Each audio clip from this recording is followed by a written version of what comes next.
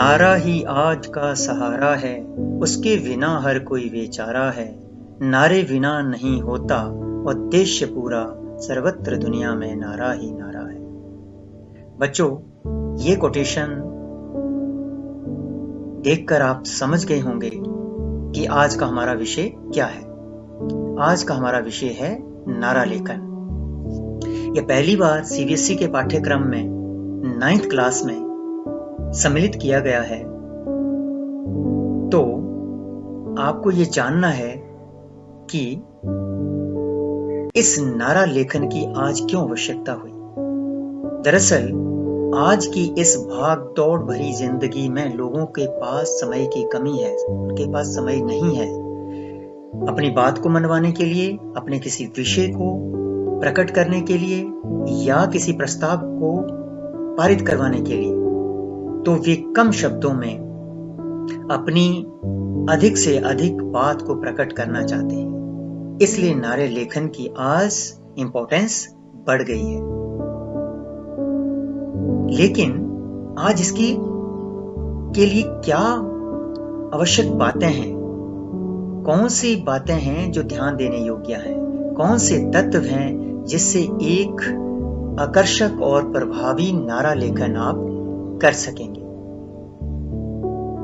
क्योंकि ये 5 अंक का है प्रश्न, तो आपको उसके अनुसार ही इस नारे को आकर्षक और प्रभावी बनाना होगा।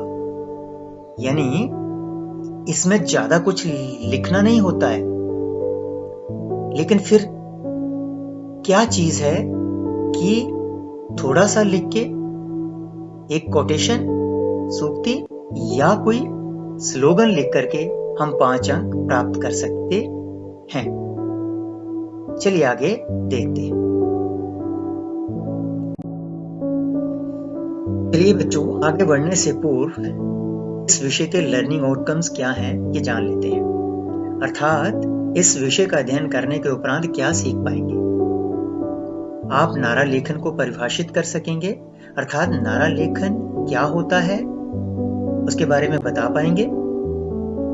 नारा लेखन के तत्वों का अध्ययन कर अलग अलग विषयों पर एक प्रभावी एवं आकर्षक नारे का निर्माण कर पाएंगे, जैसे कि किसी सामाजिक विषय पर, किसी राजनीतिक विषय पर, धार्मिक विषय पर तथा व्यावसायिक विषय पर किस प्रकार के नारे का प्रयोग किया जा सकता है, उसका आप लेखन कर पाएंगे। आइए परिभाषा जान लेते हैं। नारा वह आदर्श वाक्य या सूक्ति है जो किसी विचार या सिद्धांत को प्रकट करने के लिए प्रयोग किया जाता है, जो पाठक या श्रोता के मन को प्रभावित करता है। बच्चों, मैं फिर से आपको समझा रहा हूं। नारा वह आदर्श वाक्य है या सूक्ति, स्टेटमेंट, आदर्श वाक्य, आइडियल वाक्य। नारा वह आदर्श वाक्य या सूक्ति है या स्टेटमेंट है जो किसी भी विचार को या सिद्धांत को, यानी कोई भी संस्था, कोई भी व्यक्ति, कोई भी मनुष्य के मन में क्या विचार है उसको प्रकट करने के लिए प्रयोग किया जाता है, और वह पाठक या श्रोता के मन को प्रभावित करता है। पाठक मीन्स जो पढ़ रहा है, और श्रोता या कोई सुनने वाला। क्योंकि नारे का प्रयोग कई बार हम अपने आंदोलनों में भी करते हैं। तो आप जान गए होंगे कि नारे की क्या परिभाषा है।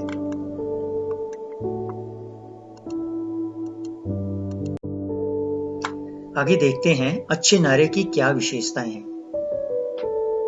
यानी कोई भी एक अच्छा नारा बनाना है तो उसके लिए क्या विशेषताएं जरूरी है, क्या क्वालिटीज होनी चाहिए। वह नारा सोचने के लिए विवश करता हो, विवश करना मजबूर करता हो, सुनने वाले को भी और पाठक को भी। वह आसानी से याद रखने वाला, इजीली याद हो जाए, क्योंकि जब उसका प्रयोग करते हैं तो वह लोगों की जुबान पर आसानी से चढ़ जाए। तीसरा, कि किसी कंपनी, उपभोक्ता या कोई राजनीतिक दल के प्रमुख लाभों को प्रस्तुत करने में सक्षम हो, किसी भी कंपनी, यानी जो भी आपने कंपनी से रिलेटेड या किसी उपभोक्ता कंज्यूमर या कोई किसी राजनीतिक पार्टी के बारे में आप अगर स्लोगन बना रहे हैं तो वह उसके लाभों को प्रस्तुत करने में सक्षम हो, उसके आदर्श को प्रस्तुत करता हो। यह उपभोक्ता के मन पर अनुकूल प्रभाव छोड़ता है। जब भी आप इसका प्रयोग करेंगे तो वह एक पॉजिटिव वाइब्रेशन छोड़ता है, क्योंकि नारे की ये प्रमुख विशेषता है, इसीलिए वह प्रयोग किया जाता है।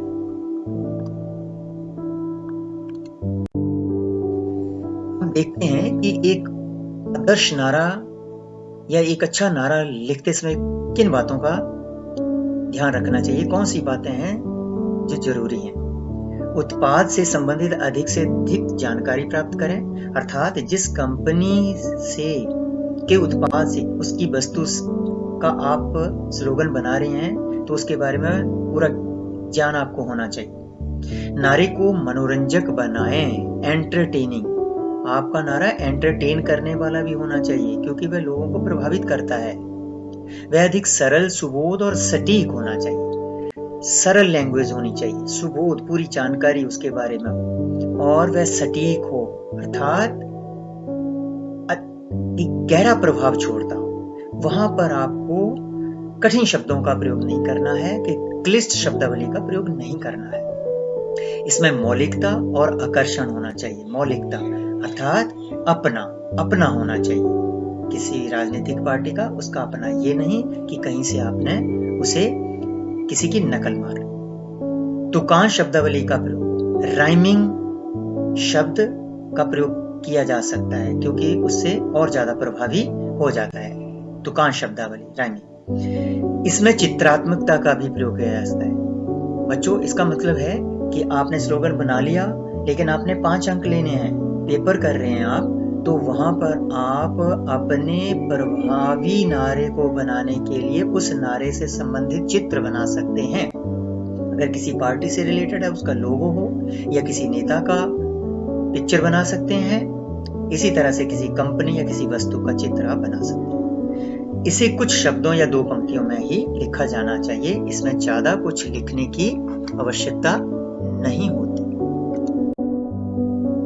आइए कुछ महत्वपूर्ण विषयों पर हम स्लोगन राइटिंग किस प्रकार होती है ये जान लेते हैं। जैसे कि ये पर्यावरण से संबंधित ही है। आप देख रहे हो, एक स्लोगन बनाया है, पृथ्वी के हितों को बचाओ, इसके लिए अपना जोर लगाओ। अब आपने ये शोक्ति या आदर्श वाक्य बनाया और इससे रिलेटेड आपने उसकी पिक्चर भी बना दी, तो आप देख सकते हैं कि ये बिल्कुल आदर्श नारे का उदाहरण है, नारा लेखन का उदाहरण है। तो आप इस तरह का प्रयोग कर सकते हैं। आइए कुछ और उदाहरण देखते हैं, जैसे कि आपके समक्ष प्रस्तुत किया जा रहा है।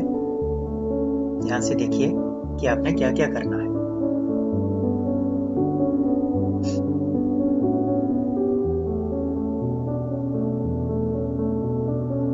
ये भी पर्यावरण से संबंधित ही है। इसमें आपने देखा कि कितनी क्रिएटिविटी मीन्स कि पिक्चर बनाई, मनुष्य बनाया, और उसमें उनके हाथों में चार्ट या तख्ती वगैरह दी और पेड़ का दृश्य बना दी। इस प्रकार आप रचनात्मक नारा लेखन कर सकते हैं। अब और कुछ शिक्षाप्रद नारे, जो शिक्षा के विषय पर आपको अगर पेपर में आते हैं, तो आप किस तरह से आदर्श नारा लेखन कर सकते हैं। आप देख रहे हैं यहाँ पर कि स्लोगन भी है और पिक्चर भी इसके साथ साथ बन रही है। तो बहुत कम शब्दों में और तुकांश शैली का प्रयोग करते हुए एक कोटेशन बनाई है, चित्र का प्रयोग किया है और रंगों का प्रयोग भी किया है। इस प्रकार बहुत कम मेहनत से आप 5 अंक इस विषय पर ले सकते हैं। कुछ और उदाहरण हैं, चलिए देखते हैं आगे। देखो कि ये जल बचाओ पर है, सेव वाटर पर। तो सिंपल सी कोटेशन है यहाँ पर, जल है तो कल है, लेकिन इसके साथ पिक्चर बनी हुई है और बड़ी अट्रैक्टिव भी है और बहुत कम मेहनत में बड़ी जल्दी आप इसका निर्माण कर सकते हैं। ये देखिए, यदि आपको भ्रष्टाचार पे कोई नारा लेखन करने के लिए ये भ्रष्टाचार विषय पर आता है तो आप इस तरह का नारा लेखन कर सकते हैं। जन जन की यही पुकार, बंद करो अब भ्रष्टाचार। जन जन की यही पुकार, बंद करो अब भ्रष्टाचार। आप देख रहे हैं अपने पेपर में इस तरह से एक कोटेशन बनानी है और पिक्चर भी बनानी है, जैसे कि करप्शन वाली है। एक अधिकारी किस तरह से भ्रष्ट होता है और किस तरह से करप्शन करता है, उसका ये बड़ा ही अच्छा उदाहरण आपके समक्ष है, दोनों दृश्यों में। अब ये देख लीजिए, आजकल कोरोना का समय है और कोरोना के बारे में बहुत सारे स्लोगन आजकल चल रहे हैं, तो आपने एक कोई अच्छा सा स्लोगन चुनना है अपने लिए और उससे रिलेटेड आपने पिक्चर भी बनानी है। जैसे कि मैंने ये लिखा है, घर पर रहिए सुरक्षित रहिए, और मैंने घर पर का एक छोटा सा पिक्चर बना करके उसका आप ज़्यादा विस्तार से नहीं कर सकते हैं, तो थोड़ा सा इंडिकेशन दे सकते हैं कि एक घर बना दिया, उसमें एक बच्चा बना दिया और साथ में कोई काम करते हुए दिखा दिया और उसे स्लोगन ऊपर लिख दिया। ये देखिए, समय समय पर हाथ धोइए, कोरोना को भगाइए। तो राइमिंग भी है और इसमें चित्रात्मकता भी है। इस प्रकार आप बहुत सारे स्लोगन बना सकते हैं।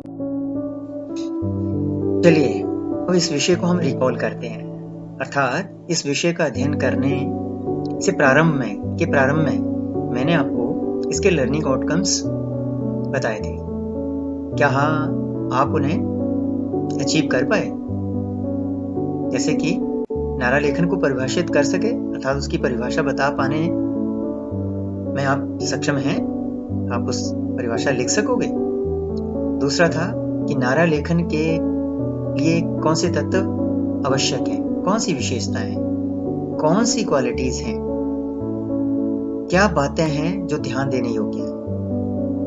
अगर आपको ये पता चल चुका है तो आपका ये लर्निंग आउटकम्स भी अचीव है, क्योंकि आपको एक आकर्षक और प्रभावी नारा बनाना है और उसके अलग अलग विषय होते हैं, सामाजिक भी है, राजनीतिक है, धार्मिक है, व्यावसायिक है, पर्यावरण पर है, शिक्षा पर है, कई प्रकार के। तो आप उसी से संबंधित अपना कोई नारा लेखन, कोई स्लोगन लिख पाएंगे और उसे आकर्षक और प्रभावी बना पाएंगे। अगर आप नहीं कर पाए तो आपको ये वीडियो पुनः देखना होगा और फिर से इसका अध्ययन करना होगा। आशा है हम इस विषय को फिर से समझ गए होंगे, लेकिन फिर भी यदि आपको कोई कंफ्यूजन है, अगर आपको समझ नहीं आया, तो आप इस विषय को या इस वीडियो को पुनः देख सकते हैं और अपना कंफ्यूजन दूर कर सकते हैं। धन्यवाद।